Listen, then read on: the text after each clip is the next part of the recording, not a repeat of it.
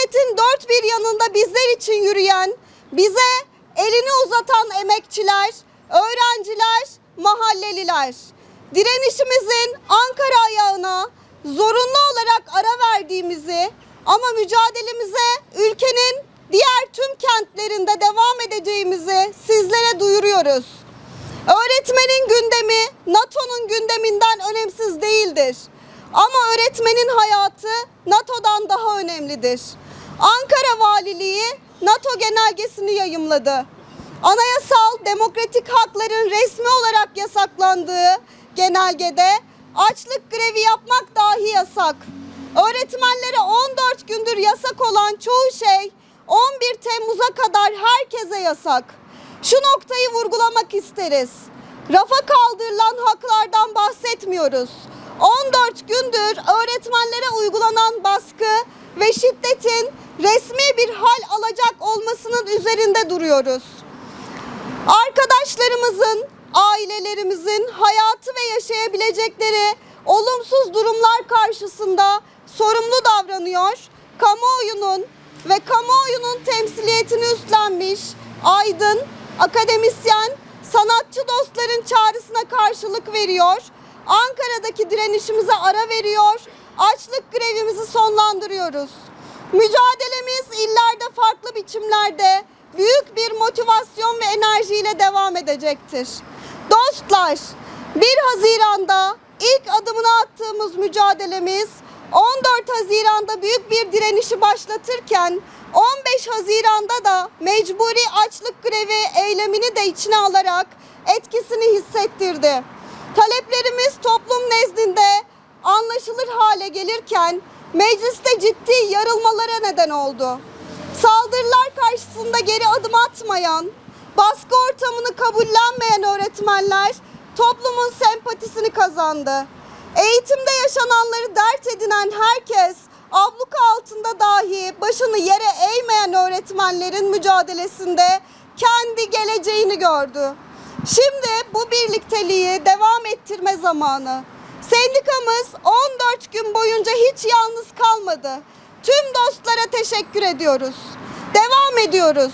Yola öğretmenliği yaşatacağız diyerek çıkmıştık. Direnerek açtığımız yollar, yolların vardığı duvarlar bu iddianın ne kadar gerekli, acil ve hayati bir yerde durduğunu herkese göstermiştir. Emeği hiçe sayan öğretmenlerin haklı taleplerinin eğitimin yarınları için verilen bir mücadelenin öz gücü olabileceğini hep beraber gördük. Taleplerimiz hayata geçmesi zorunlu olan haklardır. Bu haklar sadece öğretmenlerin çalışma koşullarını değiştirmeyecek. Patronların keyfi ve kar amaçlı uygulamaları ile suistimal edilen, öz niteliğini ve asli amaçlarını kaybeden, eğitim alanını da tamamen olmasa da ihtiyaç duyulan noktaya yaklaştıracaktır. Her şey apaçık ortaya çıkmıştır. Bilen, bilmeyen, gören, görmeyen ya da görmek istemeyen herkes için gerçekler apaçık şekilde açığa çıkmıştır.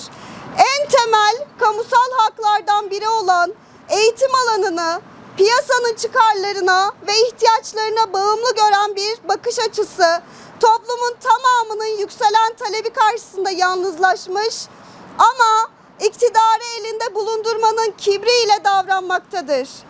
Bu kibir sahipleri asla 3 yıl önceki kadar özgüvenli ve güçlü değildir.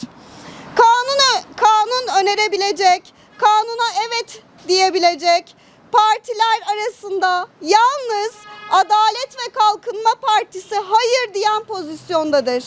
Taleplerimiz doğru olduğunu ifade eden, çözüm için formüller üreten parti ve komisyon üyeleri varken öğretmenler lehine çıkabilecek karar siyasi bariyere takılmaktadır. Bu bariyeri tutanların sömürü koşullarını ve adaletsizlikleri savunduğunu toplumun geniş kesimleri görmektedir. Çağrımızdır.